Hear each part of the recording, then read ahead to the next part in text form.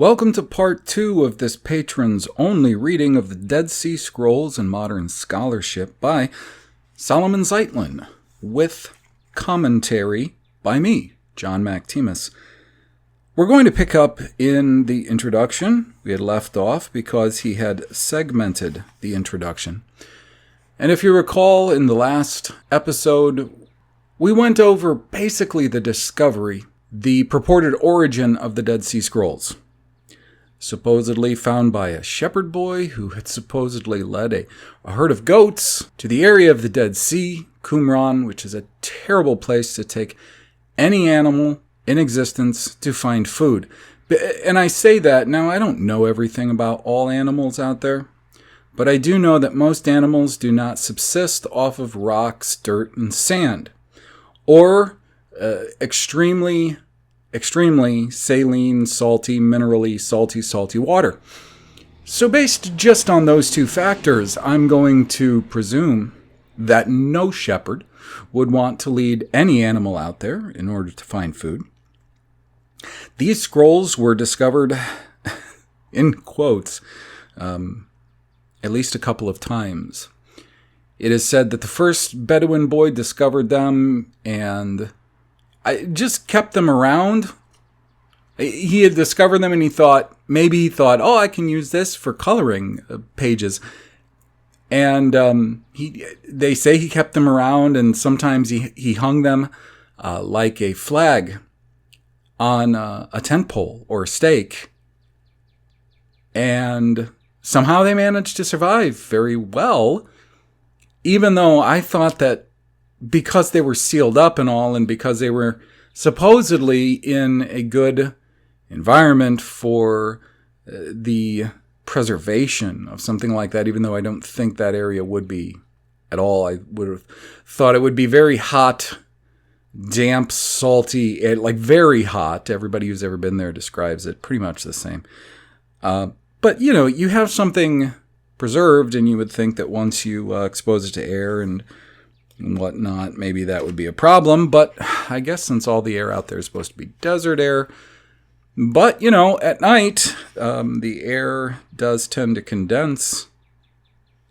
So then they say that somebody came across another Bedouin with more scrolls later on, and that's how we get this sons of light against the sons of darkness and giants and all that, and he'll discuss it more, and he went into some of the reasons why he didn't believe the scrolls were authentic in the first place.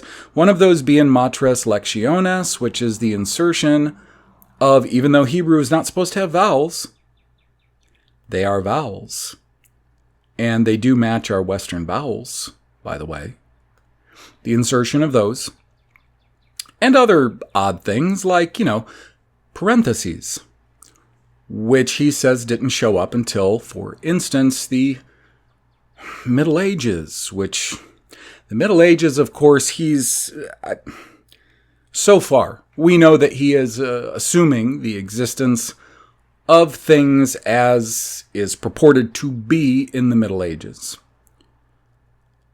And Middle Ages, they're saying probably somewhere from the 6th to... we might as well say from the 6th to the, 1400s, the 15th century. I mean, when you consider this sort of culture and the complete and total stagnation of anything for 1,000 years. And this is, of course, still according to official establishment claims about what things were like before the Middle Ages, during the Middle Ages, and after the Middle Ages, which, honestly, we know just from doing a little looking, nothing really, according to their records, nothing really changed. Really. In any way that you could say was significant until the time that they say was the Industrial Revolution, and more honestly, when you look at it under more of a microscope, really the 1800s. Really the 1800s. And I would concur, I'm sure that's when a lot of changes happened, except I don't believe that they were changes that actually brought us out of any sort of dark age, but instead radically thrust us into a great dark age. That was the transition period, maybe 75 years or so. Took a long time. Takes at least a few generations to get all of those memories of the past, culture, geography, your language, the memories that your parents and your grandparents had, having to separate, not everyone, mostly certain demographics they had to separate, and we don't exactly know why. I'm at the point where I'm not willing yet to look at this as some kind of necessarily like good and evil thing, as much as looking at these acts as a purely adversarial thing.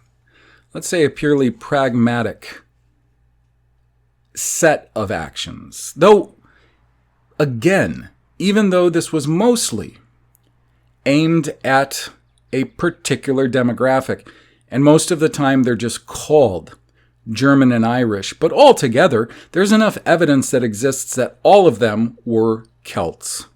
Galut, from the Obri or Hebrew, Gal, G-L, Gal, and it means captivity, carried away. The Gauls, the Celts. There is a lot of evidence that many of the low-class people of Germany were also known as Celts at one point in time, though they're doing a whole lot to try to backtrack on a lot of the documents that they called into existence from about the 1800s. For some reason, that wasn't working out very well for them. I don't know if it was because maybe somebody who would have looked into the claims about World War I and World War II would have seen this very odd separation of demographics and the mass killings of certain people. Now, all of that said, swing back around, just because it does appear that this is the war, and there is one party that's not very visible, and they seem to be warring on another party who has really just blended into a generalized term, white.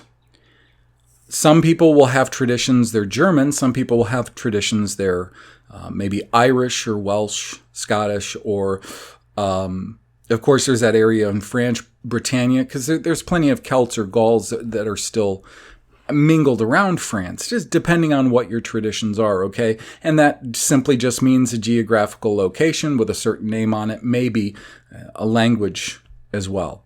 Now, even though they might have those traditions, that doesn't mean that they are the same ethnic people as everybody there. You could have a tradition that you're German, and perhaps you are actually Prussian, not Celt.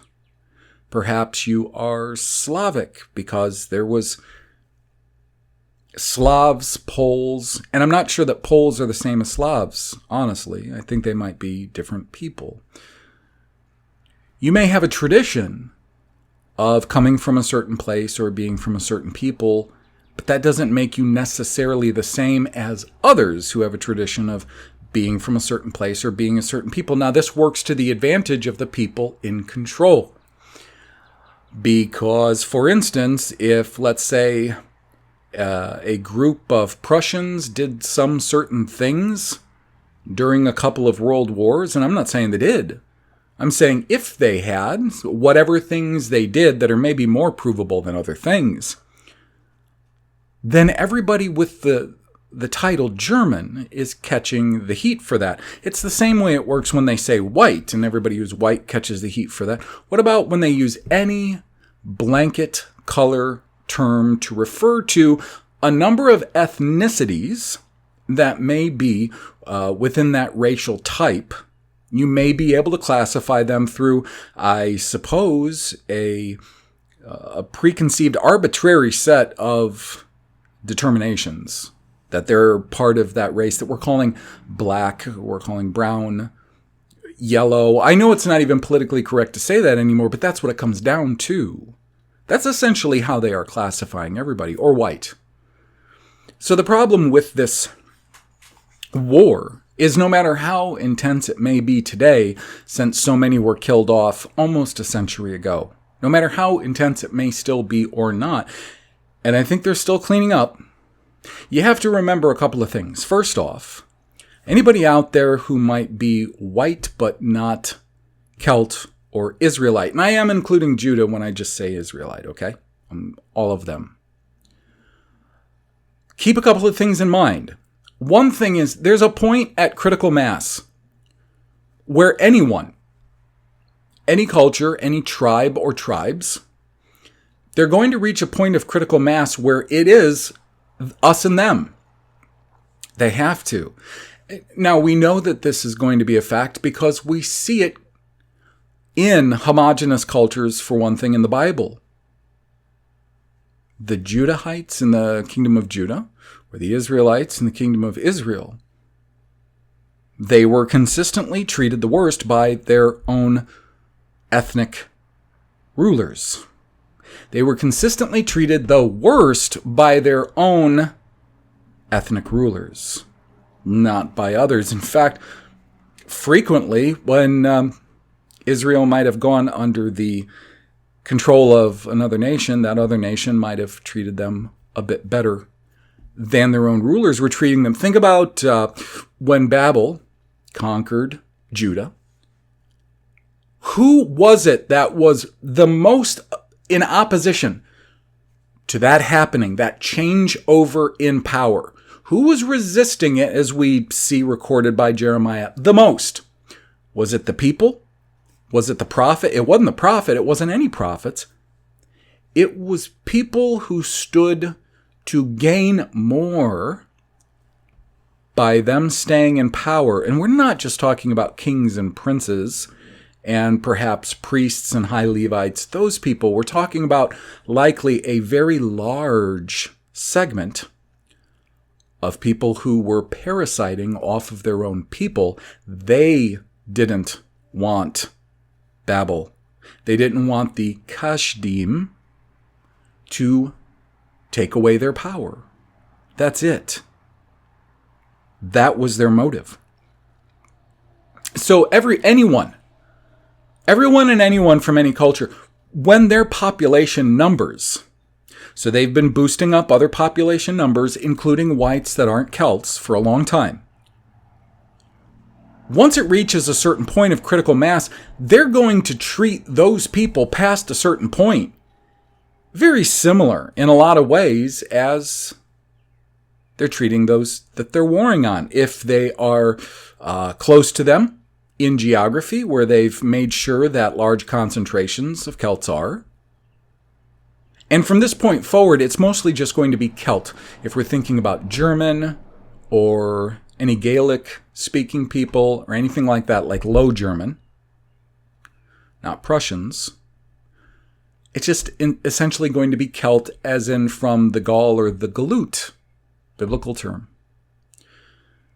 Once those numbers, if they're next to one another geographically, if they happen to marry in with them quite a bit, these people aren't safe. They're not safe from a number of things that they're going to just blanket. And that's anything from economic warfare to, kinds of chemical warfares that they employ every day through hospitals and through foods that we buy at the supermarket, so on and so forth. You have to break a few million eggs to make just the right omelet. So keep that in mind. No matter who you are, who you think you are, no matter who I am or think I am, I don't necessarily operate on the idea that, well, I'm an Israelite because my family has a tradition of being common Low German and Scot-Irish, Irish, whatever it is. So Celts. That doesn't mean that I'm not one of these other people I'm talking about. That doesn't absolutely mean that I'm a Celt. Understand that. I'm not coming from the point of view of somebody who is taking some kind of a national pride, per se, because I wouldn't have any pride for these nations, Israel and Judah. No one should. That's one of the biggest problems that CI and British Israelism and all of those other cultic gatekeepers have.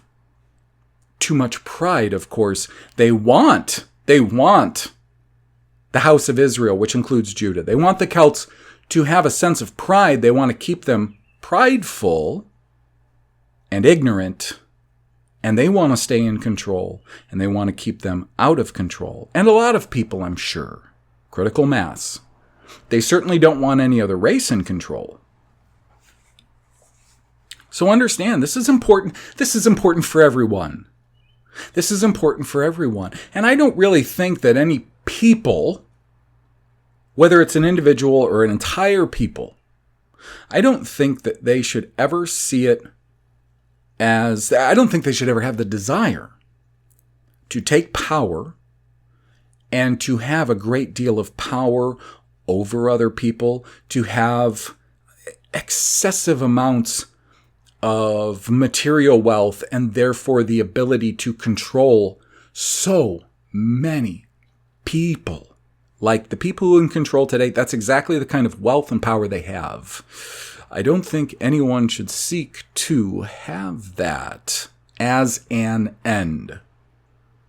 I think they should seek to be as much like their creator, since Genesis 1 says that man was created after the image of, and though I think he does have an image, and the likeness. There's two different words and two different terms used.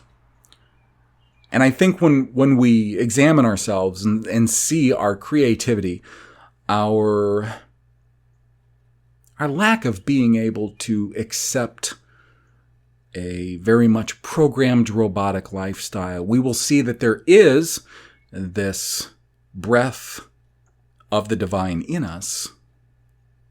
So we should actually seek to be as much like him as possible. I think that's, and no, I don't mean that, so therefore we should seek all power, all knowledge, because we're not him. And I'm not sitting here saying that we should all be perfect, because he would have to be. You can't be all powerful and all knowing without being perfect. It's just by definition. I'm quite simply saying that whoever's in control right now, and the history of man from this point back, has demonstrated a terrible lacking in man's actions and behaviors towards his fellow being, his fellow creature, the creation. And that has to change, or I don't see on the horizon things growing better. I see them growing colder, worse. We've already lost so much in a century or so. How much more will we lose? We've lost a lot. We've lost a lot in a decade or so. How much will our children lose in a couple more decades or so? That out of the way, I will continue with Solomon Zeitlin's introduction to the Dead Sea Scrolls and modern scholarship, starting on page Roman numeral 13. Zeitlin writes, the so-called Dead Sea Scrolls were composed sometime between the 7th and 12th century. Some were written in the early part of the 7th century when the Persians defeated the armies of the Eastern Roman Empire and conquered Palestine with the help of the Jews. The Jews had expected the Persians to declare Palestine a Jewish state, and indeed for a time ruled over Jerusalem. The victory of the Persians over the Romans, who were called Kittim, greatly exalted the Jews, and they expected their Messiah. So let me quickly interject and fill everybody in who's not familiar with my developing cosmology and ethnology. I would see the so-called Persians, who in the Bible they're simply called Paris or Parisi, as, for one, the Prussians, as well as a lot of Northern Europe, probably parts of the Netherlands, parts of Northern Germany, maybe Hanover, parts of what we know today as Poland was once known as Perzak. We have Frisia. We, of course, then parts of northern France, but probably not all of France. I think a lot of the middle parts of France down into Spain and Portugal, at least, if not spreading across the Mediterranean, was Mahdi. That was the second kingdom, who came prior to this kingdom that is called Yun in the Bible, which is still a bit of a mystery who they are, though I am becoming more and more sure all the time. So anyways, that would have been so-called Persia. Now, the other thing is, he says with the Jews as though they would have existed that long ago, when everything that I've found in my studies is that the Jews as we know them from, let's just say, the 1940s forward, were Ashkenazim predominantly, mostly transient people, who you could call gypsies, but gypsies come in a lot of different races and ethnologies. The gypsies of the UK are pretty much just, white folks. So you have different kinds of gypsy. I mean, they even call themselves Romani there. Whether that's by tradition or what, I don't know 100%, really. But I believe that's what we're looking at is in the early part of the 20th century, the foundation and formation of what we would come to know as the Jew today, the Ashkenazim. Hook nose, more... and I shouldn't say just Middle Eastern features, because the Dutch have hooked noses. There are a number of white tribes, most of them that we don't see very often, that have hooked noses. I knew a guy who worked at a store that I went to frequently for many years, and I made a comment about his origins, his race. I said, you're Jewish, right? Because I just assumed because he looked Jewish. He says, Jewish? He said, I'm Irish. And he had an absolutely Irish name. I'm just trying to say, and hopefully that illustrates that there is quite a difference between what the ethnologies are depending on the country and the language imposed upon that people and so on and so forth. So those couple of things are very important to keep in mind. It was recent, based on all the evidence I've seen, that this particular people with particular genetic repeatable features, the Ashkenazim, were essentially made into the Jew. But this goes to show a lot of the things that he's just taking for granted as he goes. So, with that said, continuing. It had been stated in the Midrash of Lamentations, a work of the 3rd century CE, in the name of R. Simon, that when the Persian horses or cavalry would be in the land of Israel, the arrival of the Messiah could be expected. Now, I don't know where these Persians, if they were from Iran, were getting the horses for their cavalry, but we'll move on. The Jews, however, were greatly disappointed. A few years later, Heraclius, the king of the Eastern Roman Empire, reconquered Palestine. The Jews were persecuted, and many were put to death by the Christian conquerors. Others, to save themselves, went into hiding in caves. One last thing concerning Rome, because he's taking this as a given to Katim. This is what a lot of people say Rome was referred to in the Old Testament, the Hebrew or Obri scriptures. Katim, they'll say that as Rome. Okay, so Katim was actually one of the close relations, I believe one of the children of Yun, or one of the brothers, if we reference that back in Genesis chapter 10. Yes, I'm actually looking at it right now, and it is Genesis 10:4. These are all Japhethites, because Genesis 10 begins with the lineage of Japheth. It says the sons of Javan, which is actually Yun, Y-U-N, and sometimes when you're referring to them in the plural, and this could be a feature of Matres Lectiones, the middle U, we'll see it as Yin, Y-N, or we might see it as I-N as it goes forward, or I-A-N, Ian, John. That is its modern English equivalent, John. says the sons of Javan, they changed it a lot.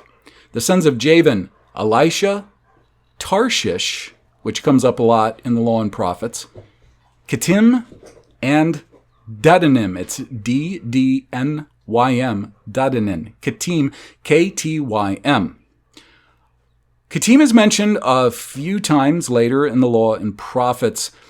There's nothing really in all of even the accepted books of the Old Testament, so we'll throw Esther and Song of Songs in there, that would make anyone think of even the establishment's model of Rome.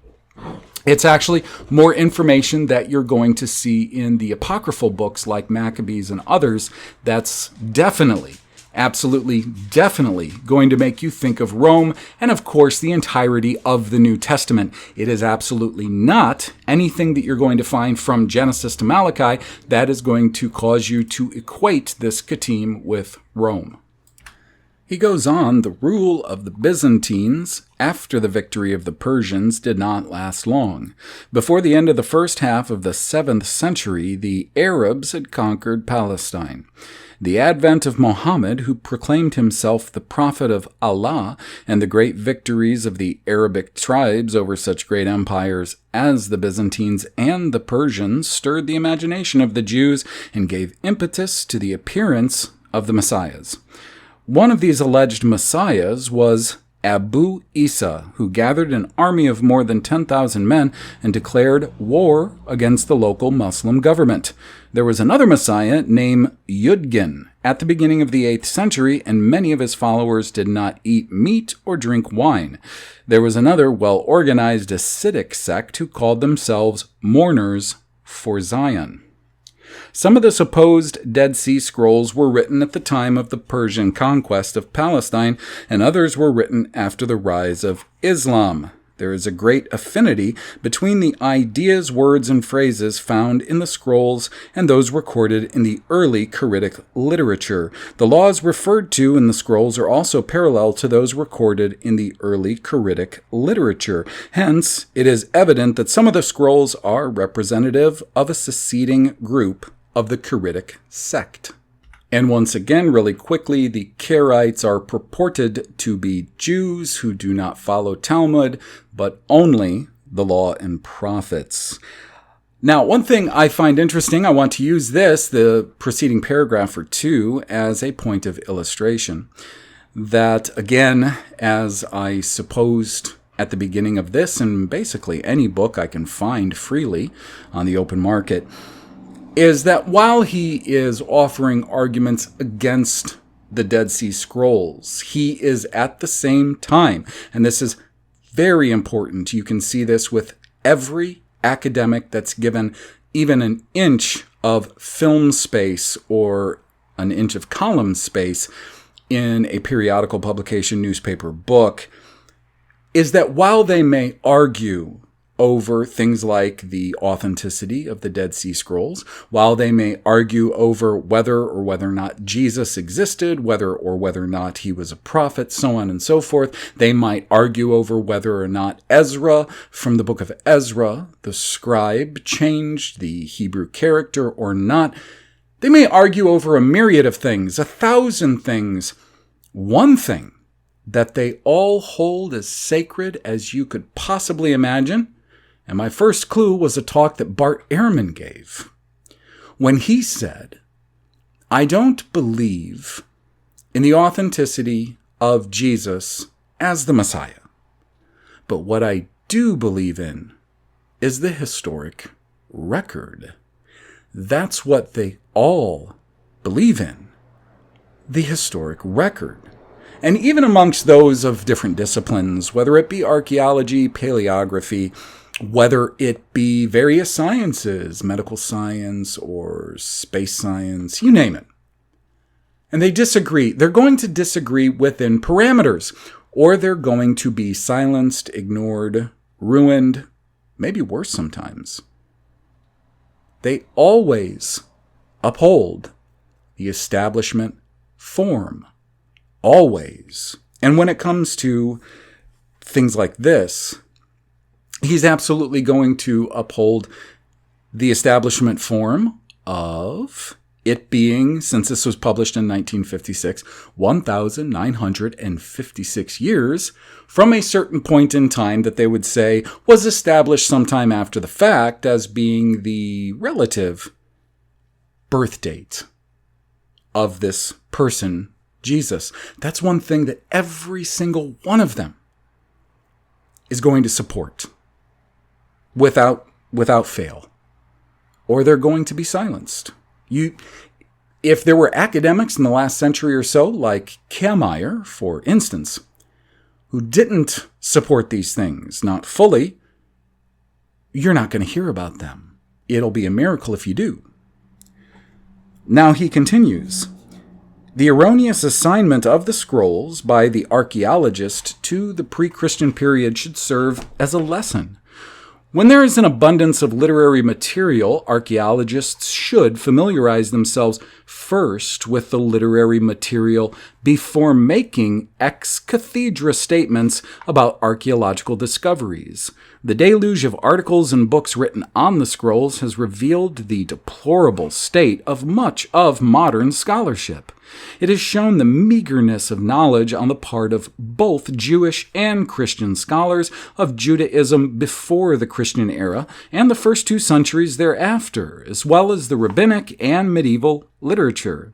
It is evident from their writings that the history and development of Jewish law is a terra incognita to them.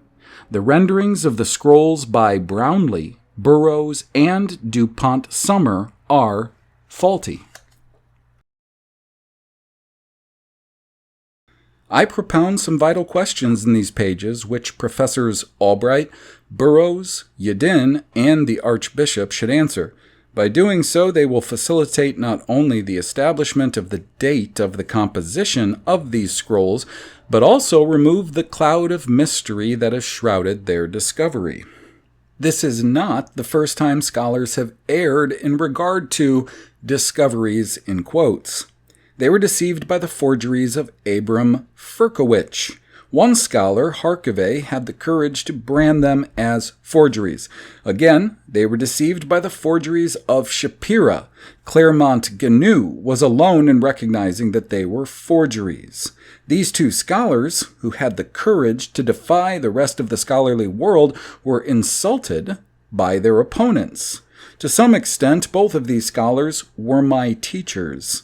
Not long ago, the scholarly world was again deceived by claims subsequent to the discovery of the so-called Slavonic Josephus. It, too, was advertised as revolutionizing our knowledge of early Christianity and of the life of Jesus. For a time, I stood alone in combating this false assertion. Opposing me were eminent scholars, including my own teacher, Solomon Reinach. It is now recognized that the Slavonic Josephus was a hoax.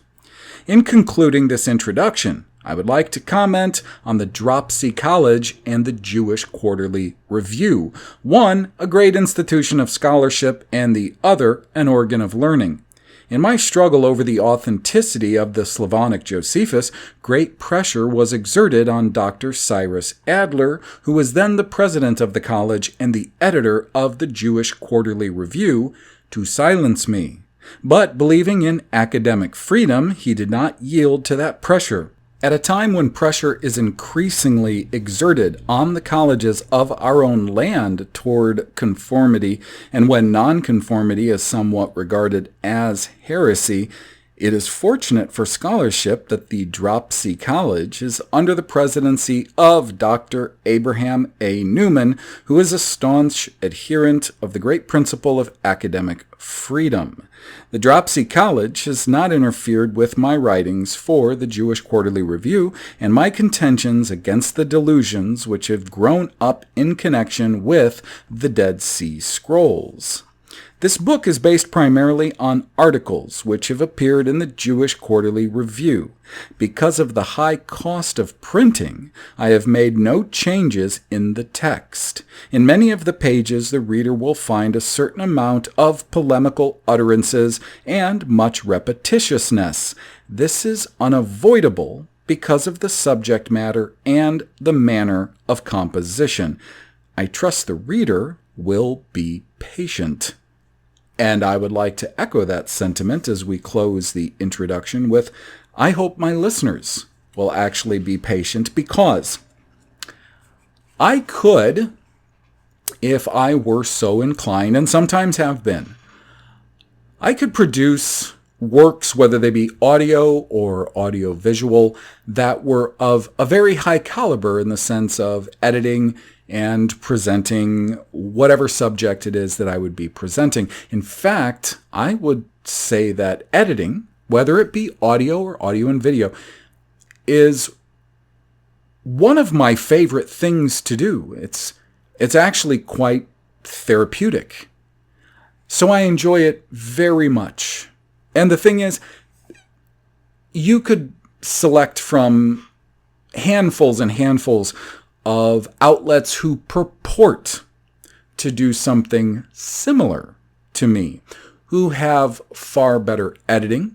Their presentations are far more polished and oftentimes better delivered, as far as more smoothly delivered. Far better just quality in general, if what you wanted was technical quality. The thing is, it really is one or the other. I either take the hours that I have to work and I invest them into editing, into script writing and editing that script, into narrating that script and going over and over those narrations to tighten them up and get them sounding just perfect, and then putting them to video, whether it be a slideshow or whatever it is. That takes extensive amounts of hours, no matter how proficient you are as a video editor with any specific video editing software, and I have gotten myself pretty familiar with a few. It's time consuming. It really is. And the rendering of video especially is time consuming. So I could either take all of that time and put it into things like that, or I could take all of that time and put it into pure raw research, distill it as best I can, and present it to you as best as I can. And really, most of these audios, I do go through them and apply noise filter. I do sometimes apply certain gap lessening features. There are some of them that'll tighten that up a little bit, but I don't always want that, because, sometimes what we actually need, even in the middle of things like this, are pregnant pauses for thought and reflection. So I don't always do that. But I am asking that you understand that there's only so much time, and there's only so much time that one man has, and a lot of this stuff, it is really just me doing it, though I do get help from others. Don't think that I don't. I really do, and I appreciate that. Help with different things. Things of this nature, though, it's me, and I have to decide where my time is best spent. So with that all being said, I thought that was a very strong introduction by him. I will have to say that with all he said about these universities in Palestine, I guess by that time, 1956, it would have been considered Israel. He would have been living in the Israeli portions of it even back then, I'm sure, about the Dropsy College being being the champions of freedom of thought. And these fake manuscripts, and they were called out. And it's very interesting, because what I have found is that people who truly dissent, as I said, from those establishment a priori givens. It's been 2,000 years since a guy who was named Jesus was born. Things like that. At the time he was born, the Empire of Rome were in power, and they were in Italy, in a really small city in Italy. Before them, the Empire of Greece, And they're the ones that the Bible refers to splitting into four and becoming those four separate empires. And this is what the books of Maccabees are set in. Those things. They don't deviate from those things. They'll argue about details. So when he says things like them believing in academic freedom, whether it's Dropsy College or the Jewish Quarterly Review, they don't believe in full academic freedom. And I would go even farther to say the academic freedom that I believe he is talking about is not academic freedom at all. What I believe he's talking about is academic optics.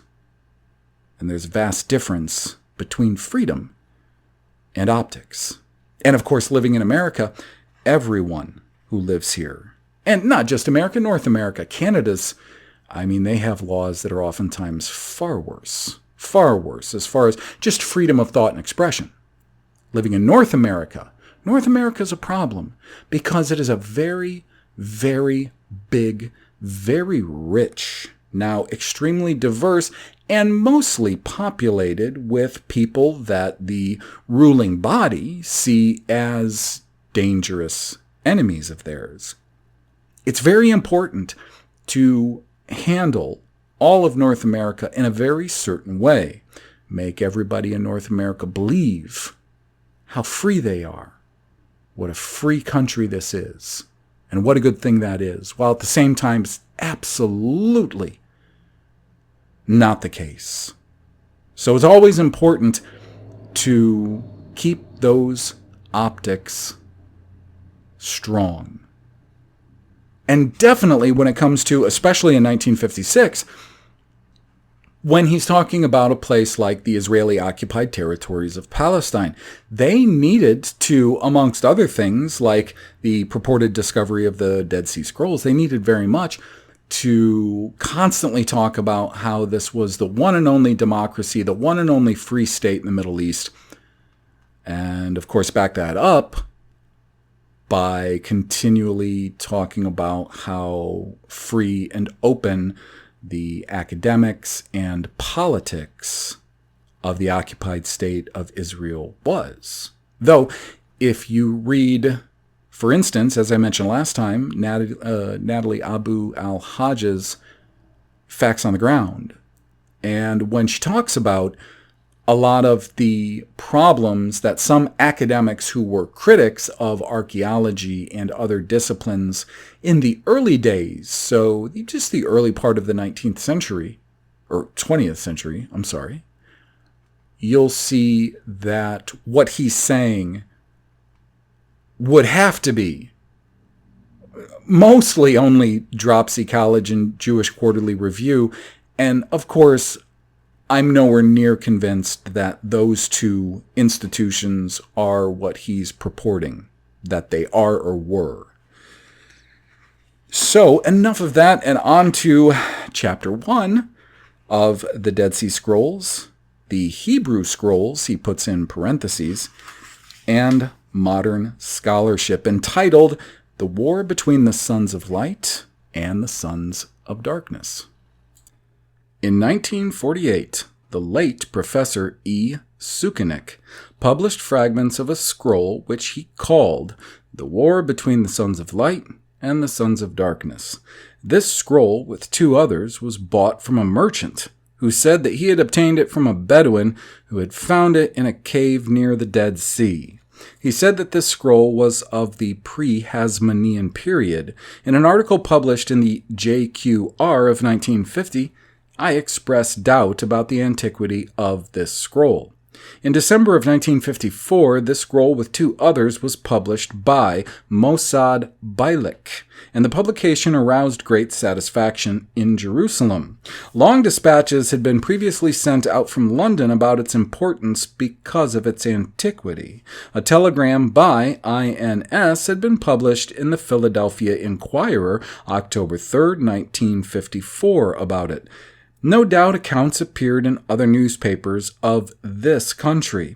On December 27, 1954, another dispatch was published in various newspapers, and the scroll again was described as one of the oldest of the three, which had been placed in a cave at the time of the fall of Jerusalem to the Romans in the year 70 CE. This scroll was said to have a connection with the sect of the Essenes. The dispatch to the Philadelphia Inquirer said that one school of thought held that the war described there referred to a real struggle between the Jews and the Romans, whereas other scholars were of the opinion that it apocalyptically referred to future wars and the Second Coming. This scroll was well advertised. It was assumed that the scroll was very important to the study of history and the Second Commonwealth. And just so that there's no mistake, when anyone refers to the Second Commonwealth, or sometimes they'll call it the Second Jewish Commonwealth, they're referring to, as part of their story and their timeline, as in the establishment story, 530 BCE to about 70 CE. So they would say from the time that King Cyrus of Persia ordered the remaining, whatever remnants of the Judeans or Judahites to go back to Jerusalem and all manner of surrounding areas. In fact, if you read closely in Ezra and Nehemiah, which those are the two books in the establishment story, in their story, that they point to as these great changes taking place, changing the look of their the Hebrew script, changing maybe some of the earlier. Well, actually, let's just say this. So they would actually most credit Ezra with changing the Hebrew script, the look of it, though there's nothing in Ezra or Nehemiah or the two prophets that we know are directly associated with that time period, which would be Hezekiah and Haggai. There's no indication whatsoever that Ezra did that Ezra would even consider doing that.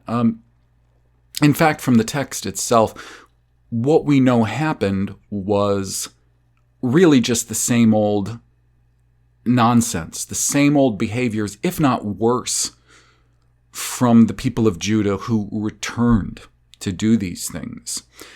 That's one reason why I think it's so important to really understand what's being said, especially in Daniel 9, about what time would be now determined on Judah. Because for anybody who's listened to one of my more recent briefs, it was entitled Shaboim. It's the two words that begin that section in Daniel 9, starting in verse 24, I believe, forward. And I think that's probably translated as bad as one could translate a section of Daniel, and that's saying a lot.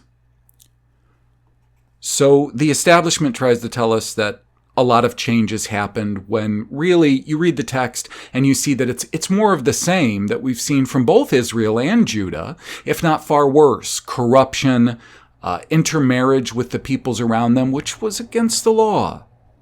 And especially intermarriage with people around them by Levites, which was especially against the law. It was just more of the same.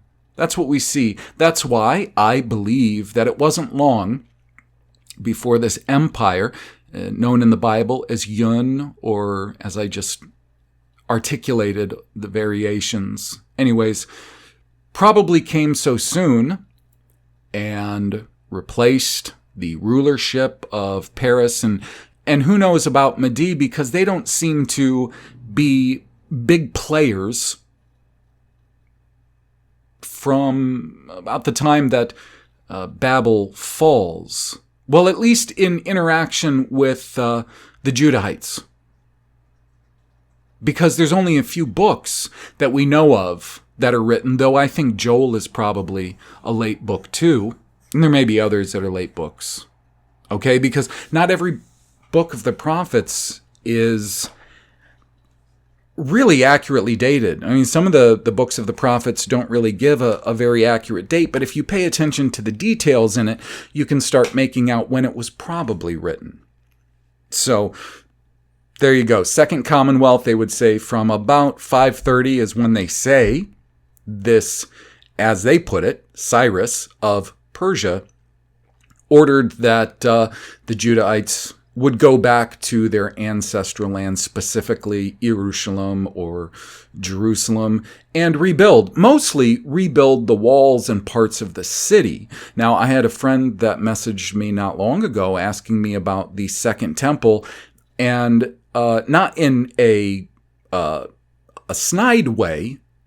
I asked him back to cite where it was that the Judahites and the Levites and all those who returned, as recorded in Ezra and Nehemiah, actually rebuilt which in the text it's called Beit Yahweh, the house of Yahweh. Where was that in the text that they rebuilt that? Because I'm not 100% sure that's not a bit of a fable too, Nehemiah's temple, what they call Nehemiah's temple. Because I had to do extensive study on those books, Ezra and Nehemiah specifically, when I was putting together, bringing it all together. And the one thing I noticed was, yes, they're rebuilding the walls. There's a lot of talk about the walls and the security of this place and other cities and suburbs that they were occupying when they came back. But I didn't recall much about them rebuilding the temple. It's just a matter to consider. So there's your Second Commonwealth, and I'll continue with Zeitlin. Now that the scroll has been published and a photostat of the text has been supplied, I believe that by a critical, minute analysis, we shall be able to determine whether it was written during the Second Commonwealth and has an important value for history, or whether it was composed in the Middle Ages by some obscure and unlettered Jew. In examining the scroll, one should not seek to judge its age by seeking parallels to it. Parallels may be found in any ancient writings. Regardless of when the author lived, he read books, and because he was a Jew, he was familiar with the Bible and other writings, or he knew of the contents, and some books by hearsay. Hence, he was influenced by them and could have used parallel ideas and expressions which had been in vogue in the past. That's one of the most important statements he's made so far, is that one sentence, parallels may be found in any ancient writings. Do not make the mistake of using parallels to date this. To say, well, the author of this mystery text is writing about things, subjects, peoples of a certain time. So because of that, we're going to naturally date it to that time when common sense tells us that anyone from the time that something was supposed to have occurred forward, any time from then forward, when it's been recorded or known about, anyone could write about certain things happening as if they were a contemporary, and we have seen that done and fakes produced because apparently people aren't using their common sense. This is very similar to the way that the experts, so-called, date buildings, building styles, art styles. They date it essentially by, it's like those layers in anthropology and archaeology, the sciences, where they say these strata, we're going to date this strata by what's in it. And we're going to do that by dating what is beneath it. And we're going to date what's beneath it by when we say that these things lived or occurred. All of it really comes back to circular logic. It's all very circular. They just assign at some point in time a date to whatever it is. And all of the academics in the academic establishment follow suit, or they don't have a career. He continues, first and foremost, to determine the period when a document was written, we must ascertain when some of the ideas, expressions, and terminology used in it originated and became current. Scholars agree that some of the Midrashic literature is of late period because it contains Arabic words and expressions from the Byzantine period, in spite of the titles appended to this literature which purport to give it great antiquity. This scroll is ascribed by some to the pre-Hellenistic period and by others to the time when the Zealots fought against the Romans, but it happens that it contains words, expressions, and halakot, which are of a very late period. It therefore is not of the period of the Second Commonwealth, but of the Middle Ages, and we shall set forth impeachable proofs for this view. On plate 24, the author says that the priests who participated in the wars by blowing the trumpets should not go near the slain so as to not defile the oil used in the anointments of their priesthood. But during the Second Commonwealth, the priests were not anointed with oil at all. There's no mention of the Tanaic literature, Josephus, and the books of Maccabees that the priests were anointed with oil. The authors of the Gospels claim that Jesus was the Messiah, i.e. Christ, the anointed, but they never state that Jesus was anointed with oil. The author of the Epistle to the Hebrews, who maintained that Jesus was the Messiah, Christ, the high priest, never said that Jesus was anointed as a high priest or as the king. The authors of the Gospels, as well as the author of the Epistle to the Hebrews, were aware that no anointment of the high priest or kings took place during the Second Commonwealth. Hence, the phrase in the scroll, Shaman Mashachat Ke'untam, which he doesn't provide the translation, I will. Shemen, oil, Mashachat, to anoint, Ke'untam, their priests, their high priests, the Ken, though it's typically not, I don't think it occurs once in the Law and Prophets with that middle U. So again, there could be the Matres Lectiones. So he says the phrase in the scroll, he gives the phrase, could not have been written by a man living during the Second Commonwealth.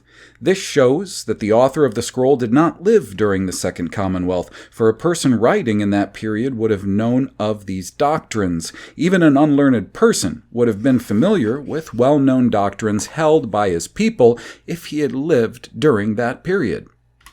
On the first line of plate 18, 3 Hebrew words were written: Sipari, Melchame, U, Hatzutzerut, which again he doesn't provide translation. It would be the record of the battles and the trumpets or trumpeters.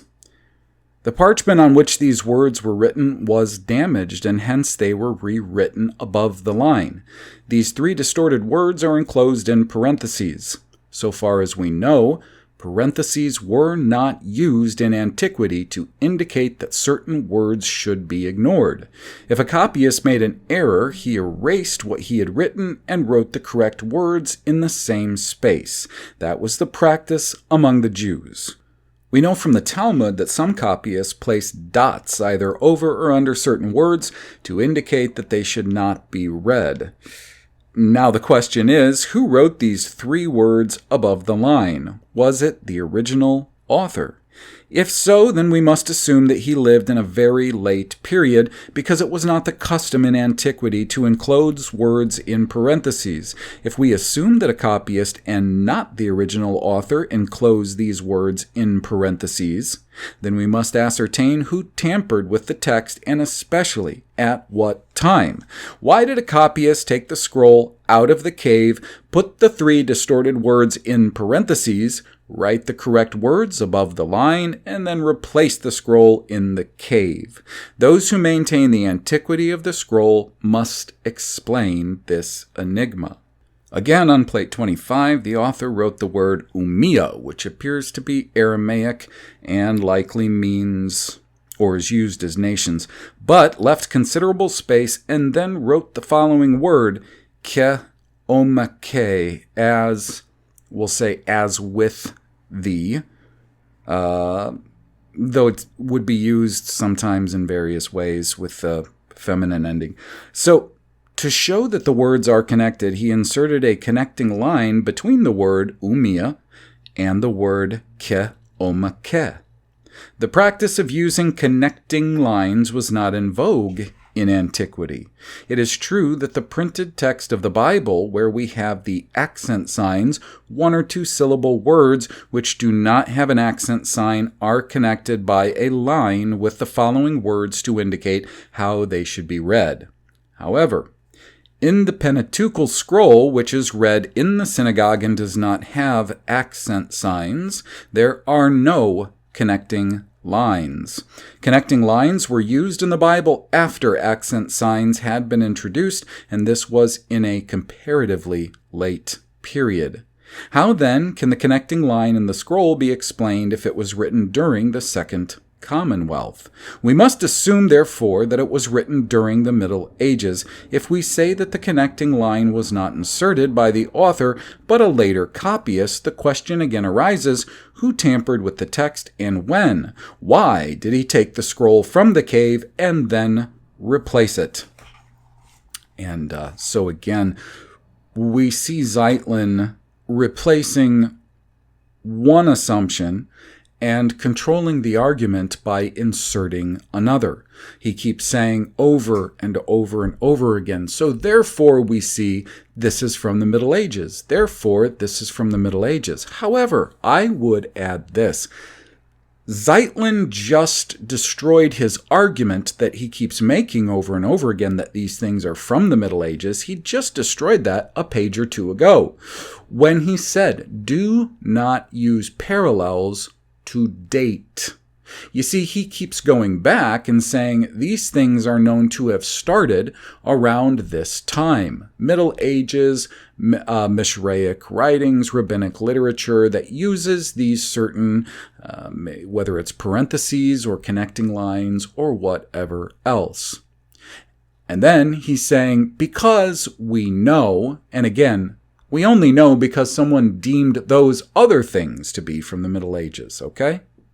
See, he says, so we know, since those things are from the Middle Ages, that these writings that he's talking about here would be from the Middle Ages because of what? Because of those things like parentheses and connecting lines and other peculiarities about the text that he knows because someone else said and agreed this is Middle Ages, that it has to be from the Middle Ages instead of, how about this one? That it's from only a few decades before Solomon Zeitlin wrote this. If these scrolls were found in the late 1940s, and it's really not that hard to fake an old scroll or parchment or codex or archaeological findings. It's not. In fact, they've showed, even on some mainstream shows, they actually showed how professionals could fake certain so-called antiquated items, very, very old items, whether they be pottery or like those South American stones. Forgeries, people forge texts. It's been found over and over again that a lot of people have sold what they later deemed to be fakes in the occupied territories of Israel. This is not a new thing, like an unheard of thing. And here's the deal. If we were to assume that a lot of these forgeries that are sold to gullible people, that they were made by essentially amateurs. And actually some of them have been sold to people who are like buyers for museums, more wealthy people that should be more discerning. So if that's the case, then consider how good would the forgeries, would the fakes be if they had all of the talent and the resources of the establishment behind them? I would say that they would be very convincing to just about anyone, because again, the dating of these things relies primarily on parallels. I underlined in my copy that Zeitlin said that. Don't date by way of parallels.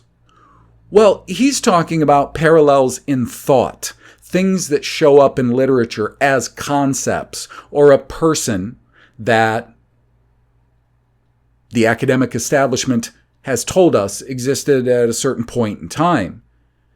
He says don't use those parallels. They're parallels in what we believe are concepts or peoples that we're told existed at a certain time, but what he doesn't include, which he should, rationally he should include.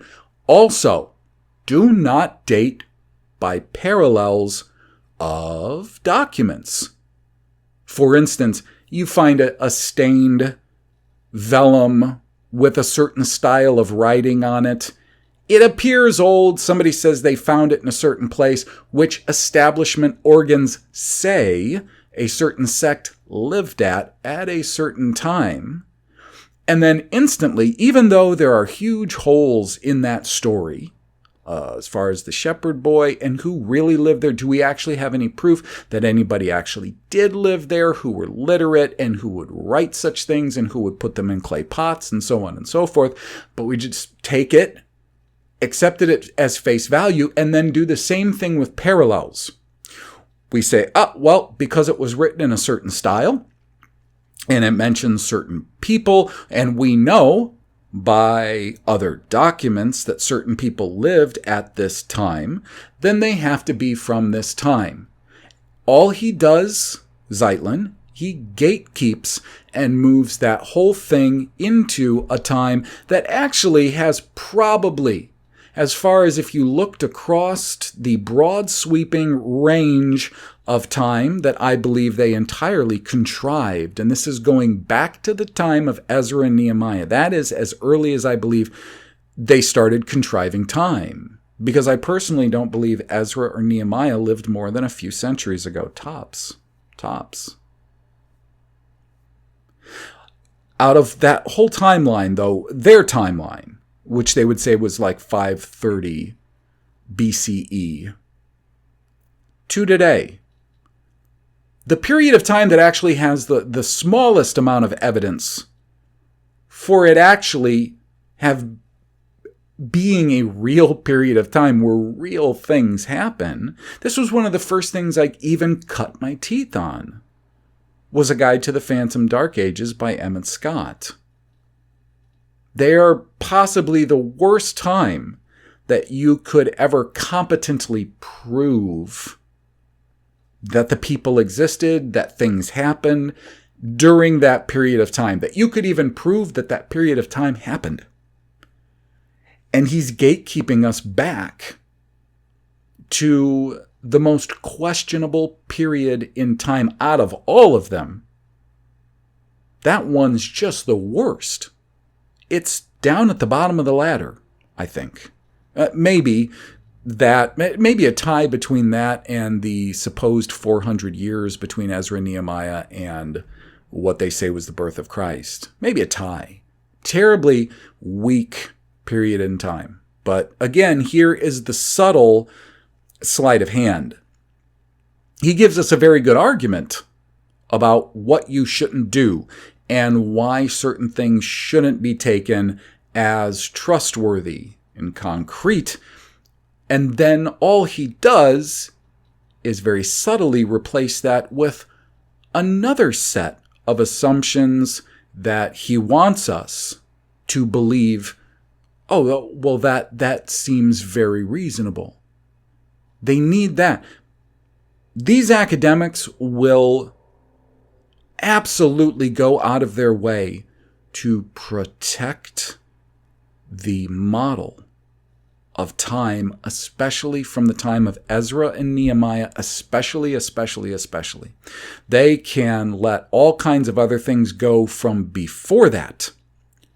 But the time he's talking about, which is what they say marks off that Second Commonwealth, 530 BCE forward, they will go to great lengths to protect the veracity of the calendar, which is interesting.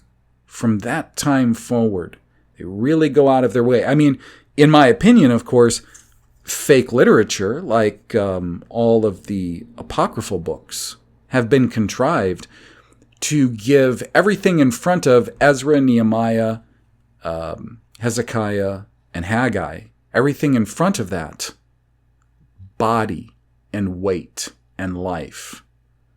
Same with silly histories that parallel those apocryphal books.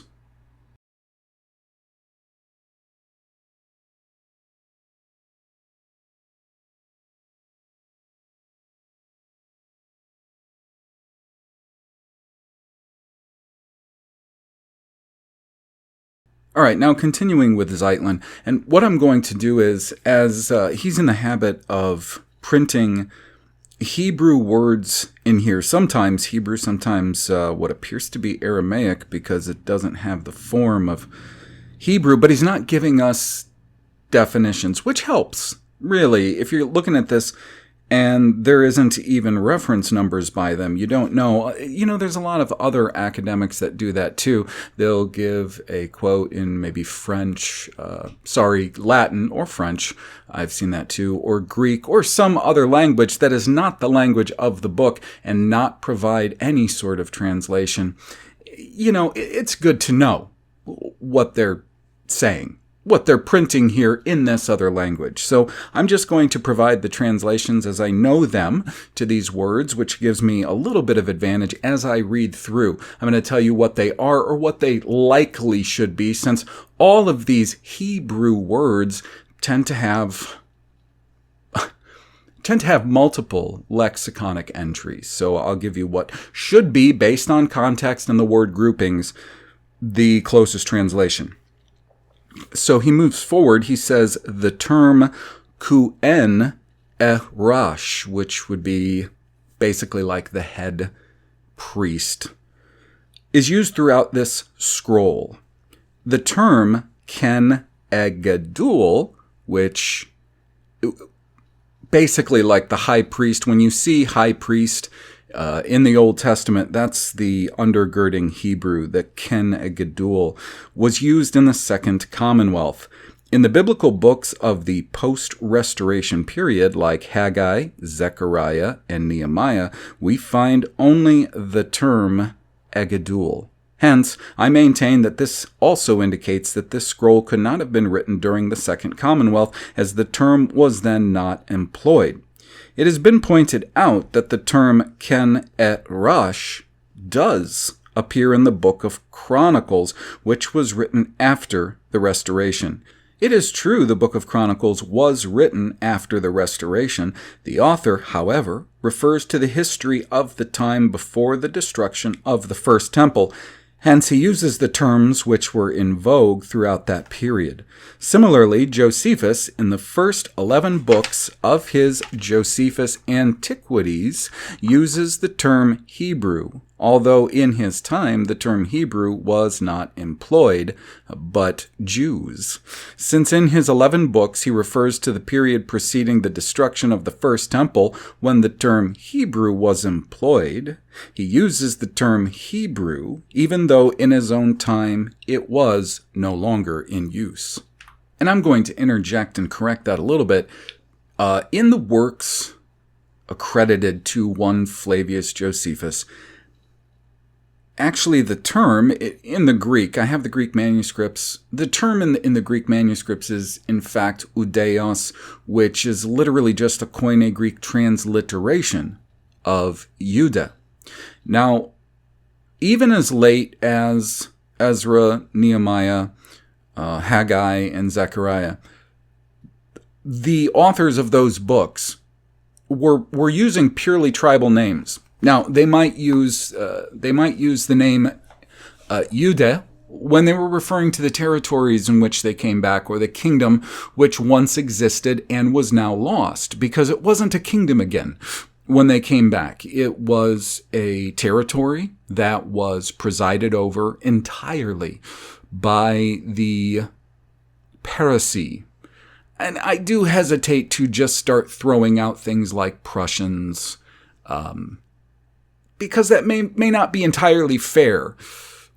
what we understand as Prussians from, say, the last 100 years is it's a perception that has been sort of foisted on us, the Prussian, to be associated basically with, quote unquote, the German people.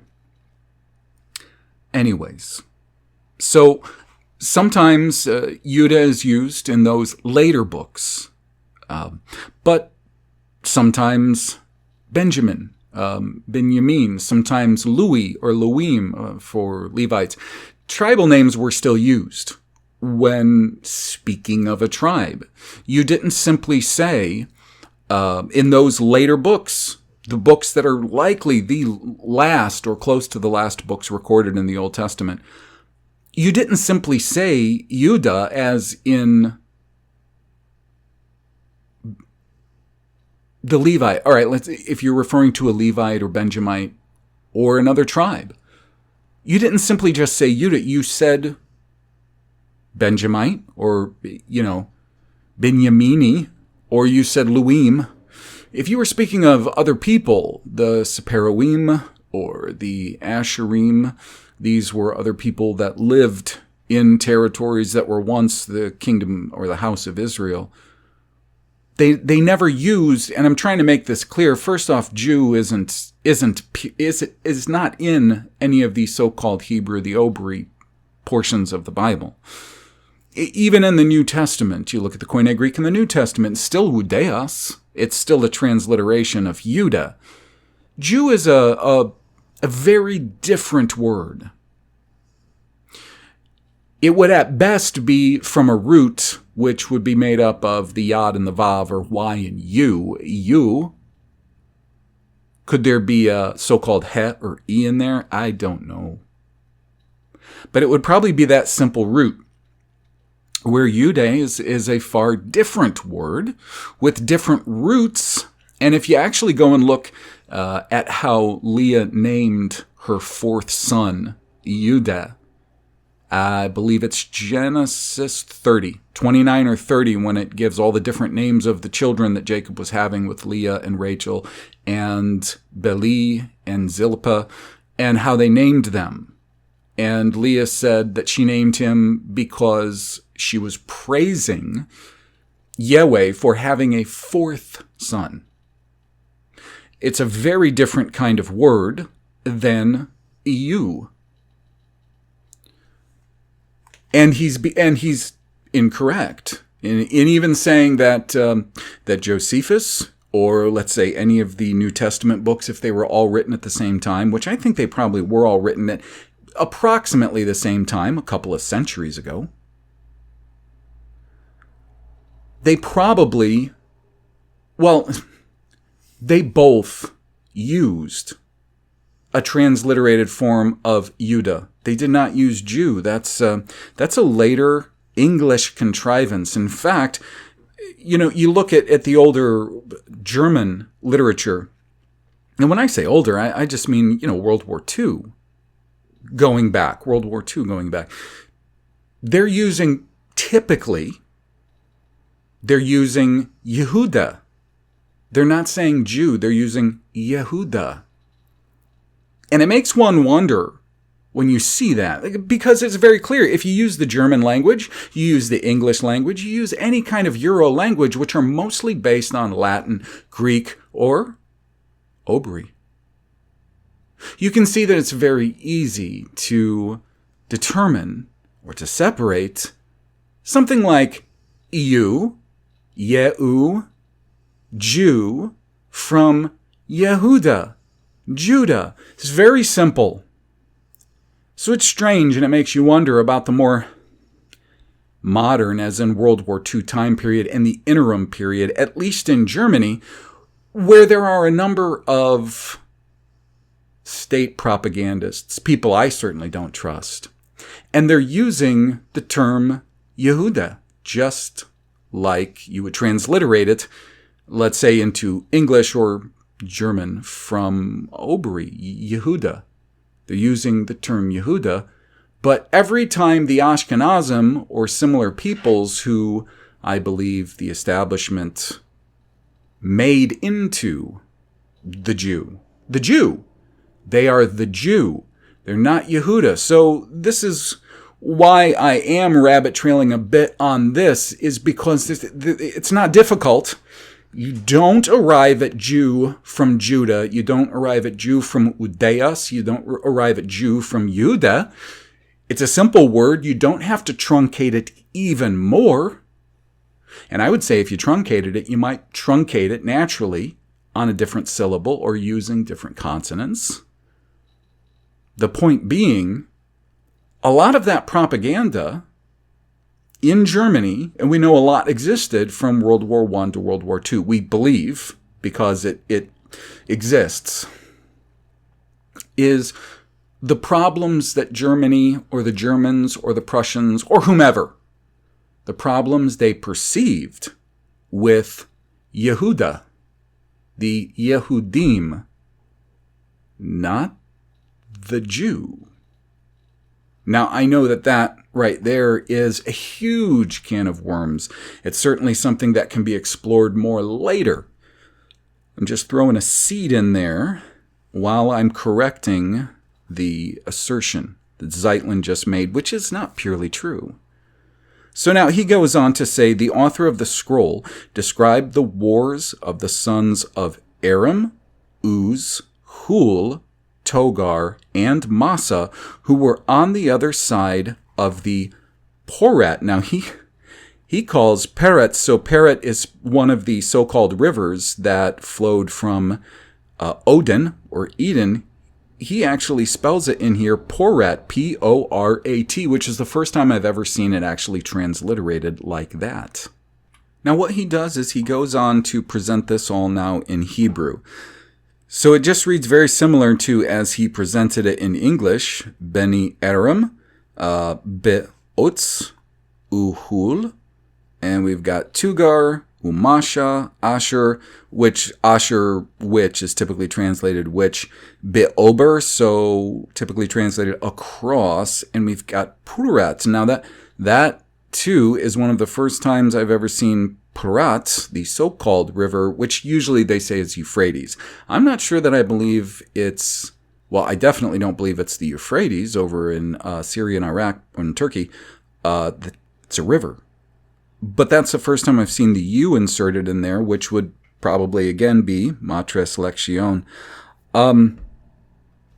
Kind of interesting. They like to, oftentimes in made up fake documents, they oftentimes like to use minor players that we see introduced early and not spoken of in the Pentateuch. So one of the names that's brought in here is Masha. And the only information you're going to get at Masha, it's spelled M, Sha, or Shin, and A or Aleph, Masha, is like Genesis 10, and I want to say 10, 26 or 30, where it says the sons of Yoktan actually stayed all the way to a place in the east. The text actually says a mountain in the east. Separat. That's it. It's like all the information you're going to get, because he is naming off mostly patriarchs here. So forward with Zeitlin. And also those wars in which they would be engaged with the sons of Arpexad and with the sons of Ishmael.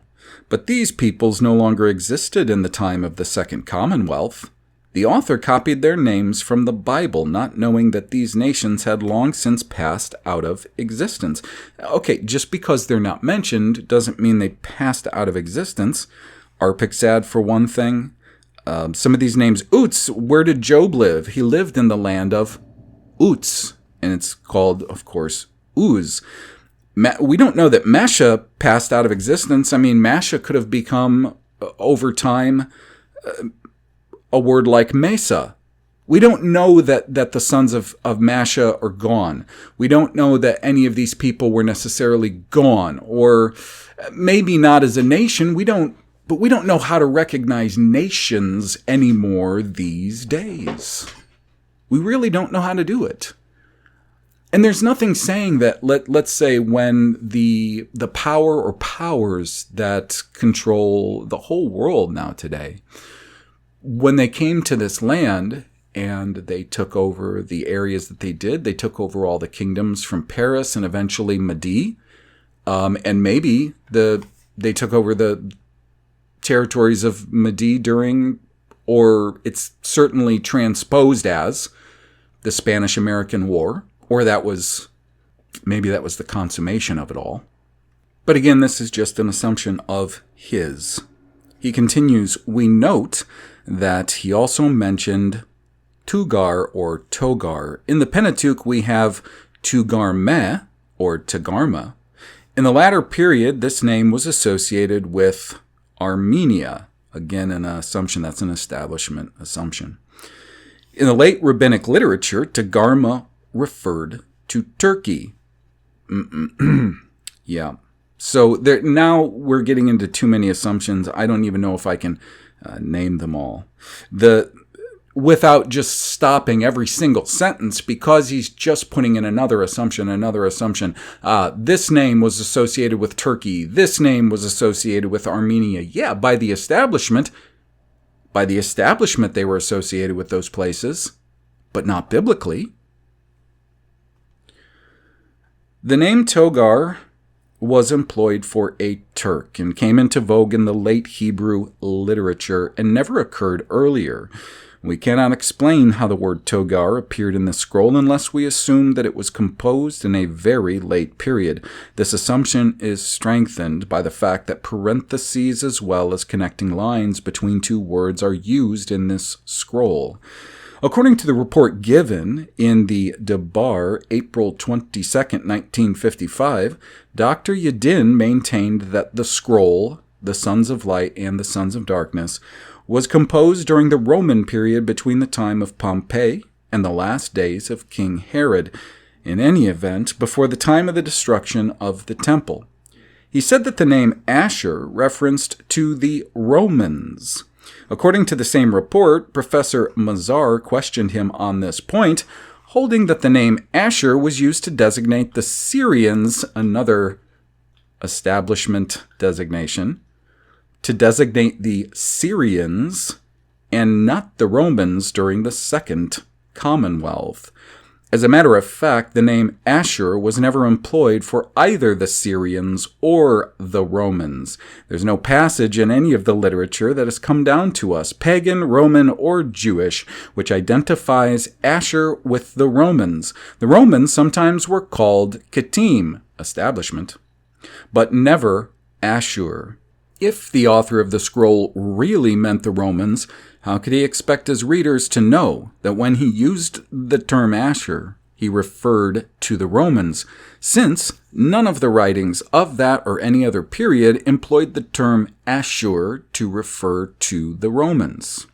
Furthermore, how can we explain the names of other peoples like Uz, Hul, Massa, Togar, the sons of Arphaxad, and the sons of Keturah?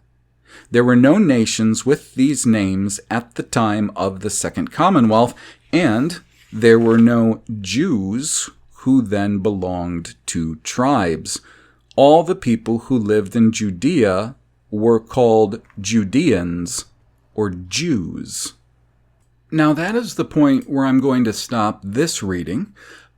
But I do want to illustrate to you real quickly the problems with his assertions. This is why I say this book is very valuable, because he does bring up a lot of really good criticisms, ones that can lead us to far more places than most anything that I've seen in recent years or decades.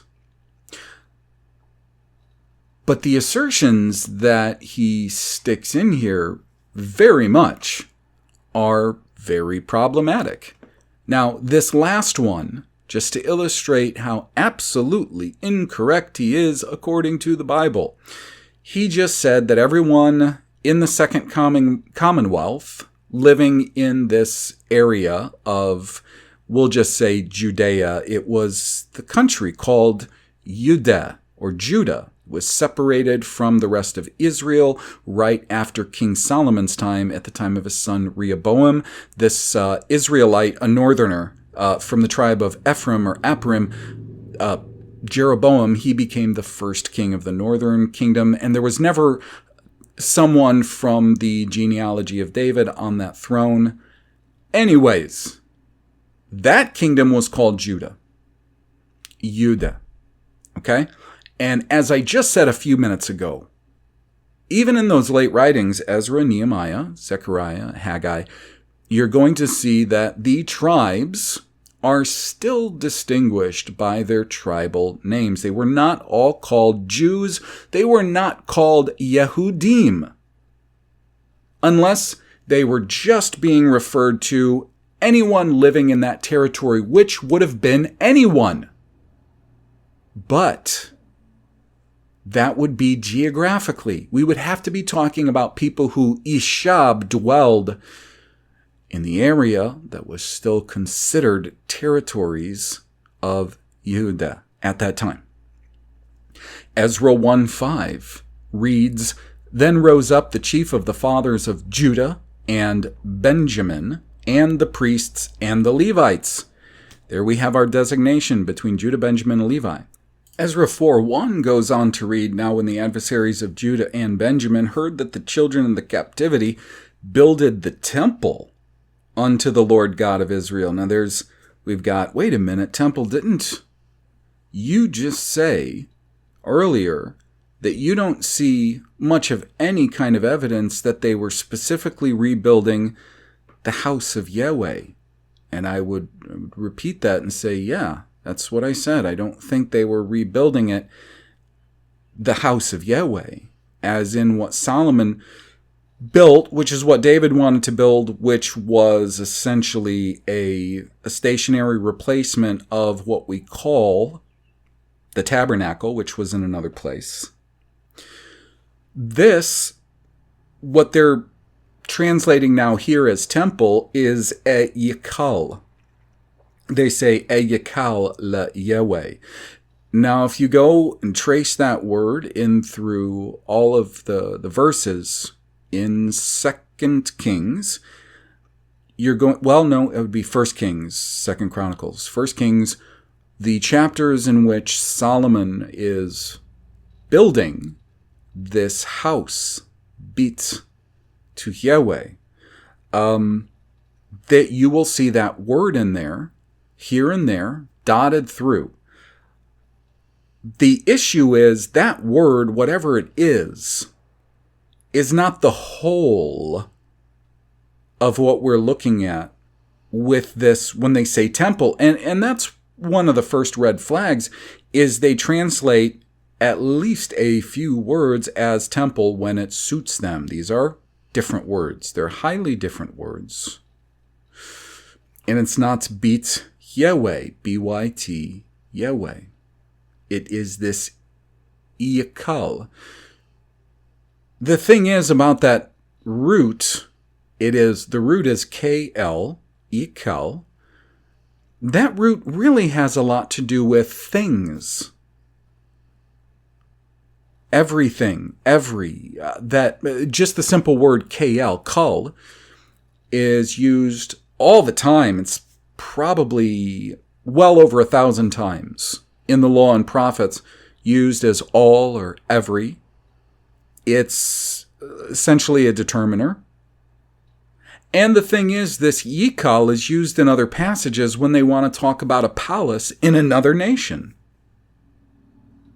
Not something that is specifically a temple for worship or the keeping of certain things. That's not necessarily the same thing. So I'm not going to say 100% they didn't rebuild something, a certain amount of whatever it was that Solomon built that made up the entirety of what this Beit Yahweh was that his father David wanted to build. Maybe some portions of that, and for what, I'm not entirely sure about. What I'm saying is I think the jury is out, and I'm not convinced that there was as we call it, Nehemiah's temple. They're taking various words and they're, of course, like I said, they're translating them into temple when it suits them so that they can assert that there was a first temple under Solomon and then the second temple under Nehemiah and then Herod built a new temple. These sorts of terms and whatever it is that they're actually referring to, this is a very apples and oranges situation. And when I see something like that, I'm going to call it out very sharply and say, well, I don't know that that is the same thing. I remember reading throughout those passages in 1 Kings about in 2 Chronicles about this Beit Yahweh, the house of Yahweh. And there was far more to it than any of its individual parts. And then when I look at something and I see Yikal and I know the root, to me, Yikal seems far more like something that would be, for instance, something more like a storehouse. Though I know that words like asap is often used for storing or gathering, it seems like it might be better. See, why? Because for one thing, Kaleh and Kali, which are still the same root, are often translated as prison or to keep captive, to shut up. This is why I don't trust these things. So again, more establishment terminology, establishment assumptions being used. And this is why I'm doing the commentary, because these things have to be divided. The information that he's giving us that's good, and that can lead us to better things from the establishment drivel, the gatekeeping repetition that he's using. And this is the good thing about reading with commentary. Very good source for helping us to criticize, take a critical look at the Dead Sea Scrolls, along with the commentary, which helps us to take a critical look at the assumptions of the critic. With that, I will end this, and I will see you again in part 3.